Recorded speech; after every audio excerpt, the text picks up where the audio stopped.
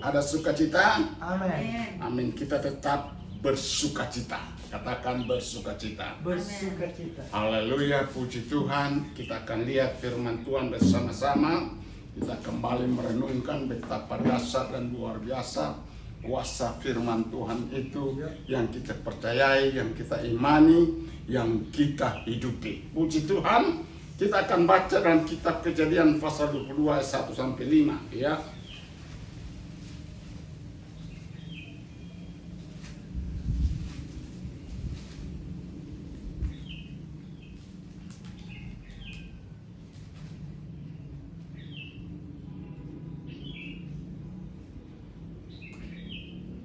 Nah, kalau sudah dapat kita akan baca bersama-sama. Saya akan baca ayat pertama. Saudara-saudara, Bapak Ibu dimanapun kita berada, kita juga akan yaitu baca bersama.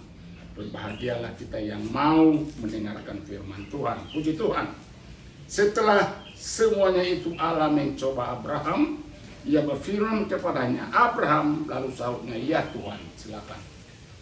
Firman-Nya, ambillah anakmu yang tunggal itu yang engkau kasihi, yakni Ishak.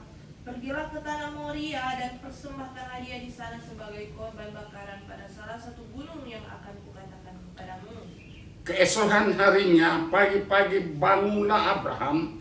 Ia memasang pelana keledainya dan memanggil 2 orang pujannya beserta Ishak anaknya. Ia membelah juga kayu untuk korban bakaran itu. Lalu berangkatlah ia dan pergi ke tempat yang dikatakan Allah kepadanya. Ketika pada hari ketiga Abraham melayangkan pandangannya, kelihatanlah kepadanya 4 itu dari jauh. Baca sama-sama 3. Kata Abraham kepada kedua pujannya itu, tinggallah kamu di sini dengan keledai ini. Aku beserta anak ini akan pergi ke sana. Kami akan sembahyang. Sudah itu kami kembali kepadamu. Puji Tuhan. Katakan kembali kepadamu. Kembali kepadamu. Haleluya. Itu kata-kata iman. Ya. Ya kan? Kalau sudah dikasih orang yang punya iman, punya ketaatan, dan punya kesetiaan, dan siap untuk berkorban, maka dia punya bahasa iman. Katakan bahasa iman. Bahasa iman. Kata kembali itu, saudara-saudara yang dikasih oleh Tuhan, itu berkali-kali disampaikan dalam firman Tuhan. Yesus sendiri, jangan engkau beri hati terharu.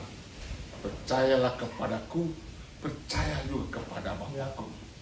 Aku pergi untuk kembali. Puji Tuhan. Jadi saudara-saudara yang dikasih oleh Tuhan, kata kembali itu adalah kata iman. Katakan kata iman. Iman. Iman itu adalah yaitu mengharapkan segala sesuatu. Itulah dasar iman saudara dan saya. Dan percaya sesuatu yang tidak kelihatan, itulah iman. Maka inilah Bapak Abraham disebut sebagai Bapak orang beriman. Kenapa? Karena memang terbukti dia itu masukkan, dia formalkan, yaitu dia sampaikan kepada yaitu bujan-bujannya bahwa kami akan pergi beribadah dan kami akan kembali. Padahal di dalam pikirannya mereka punya tujuan, mereka punya perjalanan, yaitu tujuan untuk apa? Pergi mempersembahkan Ishak sebagai korban yang kudus, hidup di hadapan Tuhan. Itu dua itu yang ada dalam hati dan dalam pikiran, dalam jiwa Abraham. Tetapi dia dengan berkata dengan iman, kami akan kembali. Ini luar biasa. Ini hebat, ini dasar, ini firman Tuhan. Perlu saudara renungkan, perlu saudara hayati dengan sungguh-sungguh.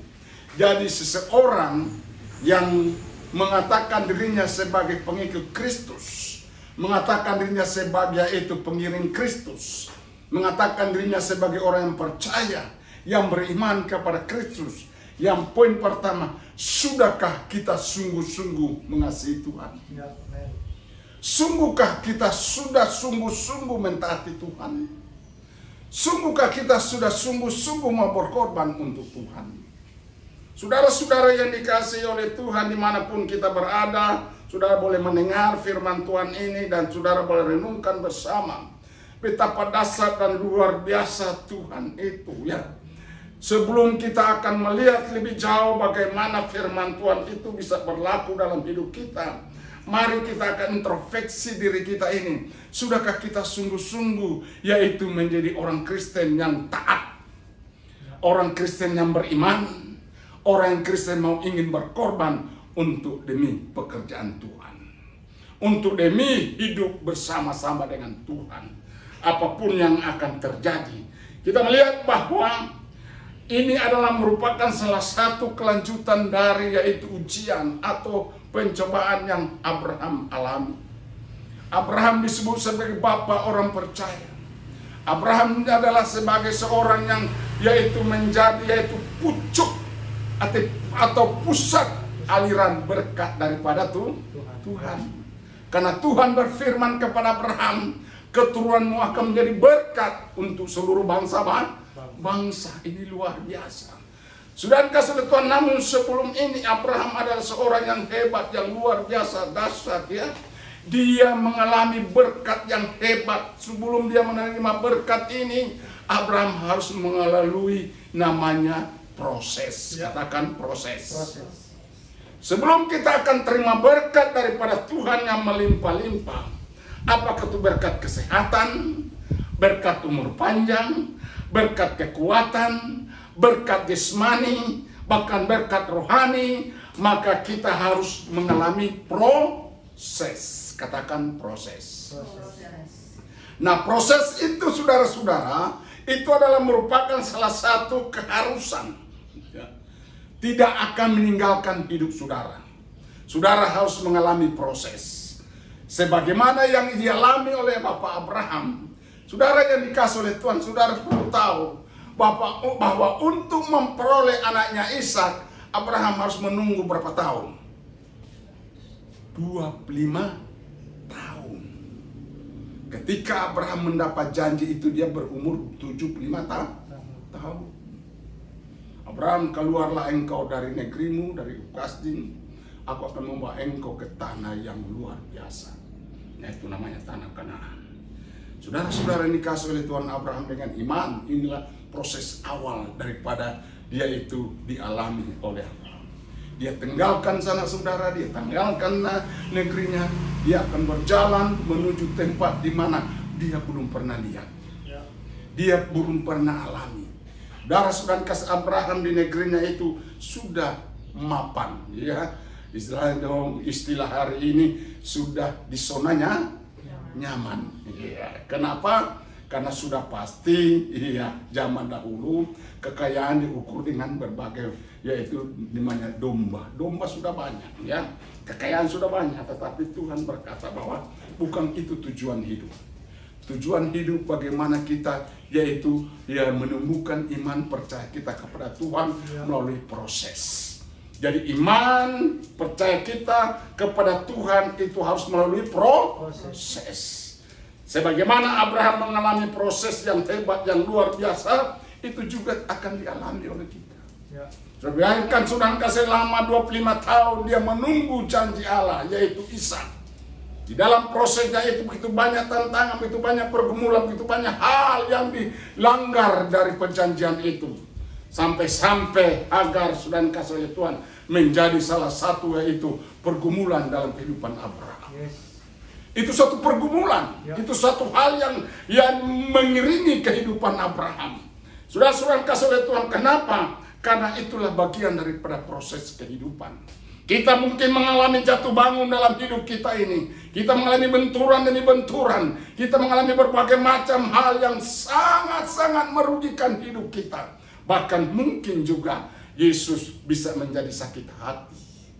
Tetapi saudara-saudara yang kasih oleh Tuhan, kasih Tuhan itu akan kembali kepada kita. Ketika kita kembali kepada Tuhan, maka Tuhan akan kembali kepada kita. Walaupun sudah dikasih oleh Tuhan, dia mengalami berbagai macam jatuh bangun, tapi Tuhan itu hebat, Tuhan itu setia. Dia tidak pernah meninggalkan kita. Dia adalah Tuhan, yaitu semesta alam yang menjadi tumpuan harapan kita. Nah, puji Tuhan kita melihat Setelah semuanya itu Allah mencobai Abraham. Ia berfirman kepadanya, Abraham. Lalu saatnya, ya Tuhan. Firman-Nya, ambillah anakmu yang tunggal itu, yang engkau kasihi, yaitu Ishak. Pergilah ke tanah Moria dan bersembahkanlah dia di sana sebagai korban bakaran pada salah satu gunung yang akan kukatakan kepadamu. Saudara-saudara yang dikasih oleh Tuhan, untuk menjadi orang yang akan diberkati oleh Tuhan, untuk menjadi orang yang hebat, yang luar biasa, memiliki iman dan ketaatan yang penuh dengan pengorbanan, maka hal-hal yang sangat kita ingini, hal-hal yang sangat kita sayangi, hal-hal yang sangat kita yaitu cintai, tiba-tiba itu bisa diminta oleh Tuhan. Nah, inilah menjadi satu persoalan. Ini menjadi satu problem. Apakah kita betul mengasihi Tuhan? Apakah kita betul mengikuti ketaatan Tuhan? Ataukah kita mengikuti yaitu keinginan kita sendiri? Sekarang kita sedang kasih oleh Tuhan. Tuhan telah penuhi keinginan. Tuhan telah menjawab semua segala pergumulan Abraham selama 25 tahun. Ia sedang kasih oleh Tuhan. Dia sudah 100 tahun. Istrinya sudah 900 tahun. Sudah kasih oleh Tuhan. Mereka 90 tahun, bukan 100 tahun. 90 tahun, ulangi, 90 tahun. Darah menurut yaitu medis sudah kasih dikatakan sudah mati haid, ya, sudah tidak lagi sudah kasih oleh Tuhan yaitu mengalami namanya kesuburan. Tapi bagi Tuhan tidak ada perkara yang mustahil. Dan sudah kasih oleh Tuhan itu terjadi dalam kehidupan mereka. Dan tiba-tiba nyanda hujannya panas, Tuhan meminta yang apa yang sudah menjadi miliknya. Iya, milikku ada milikmu. Milikmu adalah milikku. Katakan, milikku ada milikmu, milikmu ada milikku. Amin. Amin. Puji Tuhan. Sekarang sudah kasih Tuhan kita melihat, iya, dia ketaatan Abraham diuji, ya. Iman Abraham diuji, ya. Pengorbanan Abraham harus diuji. Sudah dikasih oleh Tuhan, kita mengalami ujian yang luar biasa. Apa yang terjadi? Pada ayat yang ketiga. Keesokan harinya pagi-pagi bangunlah Abraham. Ia memasang pelana keledainya dan memanggil 2 orang bujangnya beserta Ishak anaknya. Ia membelah juga kayu untuk korban bakaran itu. Lalu berangkatlah ia dan pergi ke tempat yang dikatakan Allah kepadanya. Jadi sekarang ketaatannya, dia taat kepada Tuhan. Katakan taat. Taat. Jadi hal ini adalah ketaatan dan iman. Ya. Iman, jadi percaya itu harus didasari dengan iman. Iman itu harus didasari dengan ketaatan. Ya. Taat itu adalah sesuatu yang hebat. Ketaatan itu adalah sesuatu yang luar biasa. Iya, bukan hanya sekedar kita percaya dan beriman, tapi kalau kita tidak taat, maka itu nonsen. Itu tidak akan menjadi suatu hal yang luar biasa akan terjadi dalam hidup kita. Tapi kalau kita percaya, kita beriman, kita taat, maka pasti akan suatu hal yang mustahil bagi Allah. Tidak ada perkara mustahil bagi manusia. Mustahil bagi manusia, tidak ada perkara mustahil bagi Allah. Puji Tuhan, luar biasa, hebat ya. Saya kalau khotbah ini di orang banyak, saya bikin ilustrasi. Haleluya. Orang pada ketawa-ketawa. Ya puji Tuhan, haleluya. Saya bisa bayangkan kalau Abraham ini ya, seorang yang betul-betul tidak menyimpan rahasia di hadapan Tuhan. Ada rahasia di hadapan Tuhan yang tidak boleh itu diungkapkan di tengah-tengah kehidupan keluarga. Ya, itu rahasia pribadi. Karena dia bergaul dengan Tuhan, dia simpan rahasia. Sudah dikasih Tuhan, karena mungkin dia istilahkan kepolosannya, Abraham nyeletuk, ia bilang kepada istrinya, Mama sayang, haleluya Sarah, ada apa Papa? Iya, tadi malam Tuhan ya, kenapa kita bangun pagi-pagi, Tuhan berfirman, firman apa? Iya, itu Tuhan, anak yang kita kasih, kita persembahkan di mulia. Waduh, Abraham bilang, lewat dulu mayat kita, ya kita mayat, baru nggak boleh bawa nih anak. Haleluya. Amin. Tapi itu dirahasiakan, saudara. Itu dirahasiakan. Ini bagian dari ujian. Ini bagian dari ketaatan. Ya. Dia simpan itu, saudara-saudara kasih Tuhan. Ya untung ya Tuhan yang menutup sarap pikiran, Ya. pola berpikir. Ya, waktu Abraham kan mempersiapkannya itu untuk berkorban, yang disiapkan cuma apa? Kayu. Ya kan?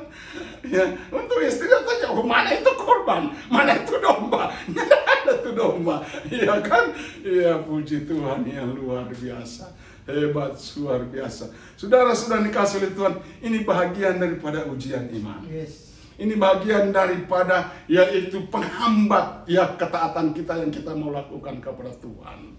Saudara, tetapi itu semua ya dihalangi oleh Tuhan. Itu ditutup oleh Tuhan sehingga Sarah itu sudah dikasih oleh Tuhan sepolos-polosnya ya berangkatkan anaknya yang dikasihi, yang dilahirkan pada masa tua. Ya. Dan akhirnya sudah bukan berhenti sampai di situ, jangan berhenti sampai di situ ujian sama Abraham. Sudah coba baca dalam ayat 7, kita akan baca bersama-sama. Puji Tuhan. Kita akan baca ayat 7, kita baca bersama. Sudah dapat? 3. Lalu berkatalah Ishak kepada Abraham. Ya, belum? Oke, kita baca bersama. 3. Lalu berkatalah Ishak kepada Abraham, ayahnya, Bapa, sahut Abraham, ya anakku. Bertanyalah ia, di sini sudah ada api dan kayu, tapi di manakah anak domba untuk korban bakaran itu? Wow. Katakan wow. Ini saudara ujian lagi, ujian iman ini. Puji Tuhan. Iya, saya bisa bayangkan sedang kasih oleh Tuhan. Kalau Abraham dengan polos, dengan sedang kasih oleh Tuhan, iya, dengan ya bahasa hari-hari dikatakan, ya terang-terangan, iya, dia akan berkata ke anakku, kemarin Papa telah itu didatangi oleh malaikat Tuhan. Kok ada kenapa Papa? Iyo, Tuhan suruh ya Papa dengan anak untuk mempersembahkan persembahan di gunung. Dan Tuhan bilang yang mau dipersembahkan itu baru kenapa dia seangka kaki 1.000. Langkah 1.000, ya kan? Turun gunung ini, aduh ini luar biasa, coba hebat ini. Iya, pasti anak itu kan so besar, iya, so tahu, iya baik dan jahat, betul nak? Ya. Iya, pasti dia kamu bilang pada mama, ada apa? Papa so begini, Papa so stres, haleluya. Inilah bagian daripada ujian, ya. Puji Tuhan, bagian daripada sudah kasih kehidupan kita mau taat kepada Tuhan. Yes. Banyak hambatan demi hambatan yang harus kita yaitu lalui. Puji Tuhan, saudara sedang kasih oleh Tuhan. Tetapi apa kata Abraham? Ya, di situ kan ayat 7 kan ada titik ya, ada pertanyaan. Saya pikir ini kan mungkin tidak dibaca semua. Pasti Abraham, nah tunggu sebentar sama Papa bikin petani. Bentar tunggu sini dulu ya. Dia pergi ke sana. Dia mungkin dari alasan mau buang air. Dia tahu Tuhan, ini pertanyaan pemojok. Pertanyaan harus ada jawaban. Pertanyaan harus ada jawaban yang luar biasa. Ya, harus segera Tuhan berikan jawaban yang tepat untuk saya bisa menjawab anak ini. Sudah kasih oleh Tuhan apa yang terjadi? Ayat yang ke-8 kita baca bersama. Ya. Sebab sahut Abraham, Allah yang akan menyediakan anak domba untuk korban bakaran baginya, anakku. Demikianlah keduanya berjalan bersama-sama. Wow, katakan wow. Jadi luar biasa ya. Tuhan menyediakan anak domba itu. Luar biasa ya. Ishak mulai diajak untuk beriman, bukan beribadah, beriman. Ishak mulai diajak untuk beriman ya. Secara tidak langsung saudara-saudara kasih oleh Tuhan. Itu sebab ya anak-anakku ya bersama istriku ya Papa mengajar kita untuk supaya kita beriman, percaya bahwa Tuhan akan menyediakan. Sudah percaya Tuhan sediakan? Amin. Tuhan sediakan kedudukan yang terbaik bagi Natalia. Tuhan sediakan suami yang terbaik bagi Natalia. Tuhan sediakannya itu masa depan yang hebat untuk Binaya dan Nadia. Pasti Tuhan sediakan. Kenapa Tuhan sediakan? Karena kita mulai taat, kita mulai beriman. sama seperti apa yang dilakukan oleh Abraham kepada anaknya Ishak. Dan saudara-saudara yang dikasih oleh Tuhan, firman Tuhan luar biasa. Abraham itu dipakai oleh Tuhan. Ya. Kenapa Abraham menjadi yaitu bapak orang beriman? Kenapa bapak Abraham itu menjadi orang yang yaitu menjadi sumber berkat yang daripada Allah? Ya, perkataannya, ya perbuatannya itu diberkati oleh Tuhan. Bahkan dia dilindungi oleh Tuhan luar biasa. Dijaga oleh Tuhan luar biasa. Kenapa? Karena dia beriman, dia percaya, dia taat kepada Tuhan. Jadi ketiga poin ini tidak boleh, yaitu mau suka dan tidak suka. Itu harus ada dalam hidup kita. Kita rela untuk berkorban untuk demi Tuhan. Kita rela taat untuk demi Tuhan. Kita harus beriman, percaya kepada Tuhan. Apa yang Tuhan katakan itu pasti akan jadi. Dan saudara-saudara dikasih oleh Tuhan, maka itulah firman Tuhan pada hari ini. Saya percaya saudara akan diberkati oleh Tuhan. Kan saudara taat, setia, mengiring Tuhan apapun yang akan terjadi. Seperti Mazmur Daud berkata, kata Asaf, ya kita ayat terakhir. Mazmur pasal 73 ayat yang ke-25. Kita akan baca nih ayat ini. Haleluya. Ini ayat sebagai ayat apa namanya? Penutup. Mazmur pasal yang ke-73 ayat 25. ayat 25 firman Tuhan. Ya, bagaimana? Siapa gerangan ada padaku di sorga selain engkau? Selain engkau tidak ada yang kuingini di bumi. Puji Tuhan. Haleluya. Inilah salah satu firman Tuhan yang keluar dari seorang pemazmur Asaf. Ia berkata, siapakah gerangan ada padaku di sorga selain engkau? Luar biasa. Di sorga hanya adalah Yesus Kristus. Ishak adalah lambang daripada pengorbanan Yesus di atas kayu salib. Ishak adalah suatu yaitu nubuat bahwa Yesus harus mati di atas kayu salib. Untuk apa Yesus mati di atas kayu salib? Untuk yaitu menjadi korban bagi penebusan umat manusia. Ya. Saudara dan saya percaya kepada Tuhan, tidak ada satu apapun di bumi ini hanya selain Yesus Kristus Tuhan adalah Tuhan dan juru selamat kita. Saudara ke surga mencari Allah tidak akan temukan Allah. Tetapi kalau saudara pergi ke surga bertemu dengan Yesus, pasti saudara akan bertemu dengan Yesus. Karena Yesus itu adalah Allah sendiri. Yesus itu adalah Tuhan sendiri. Yesus itu adalah Bapa kita yang kita berseru siang dan malam. Puji Tuhan, Tuhan memberkati kita. Amin. Saya serahkan untuk doa penyembahan dan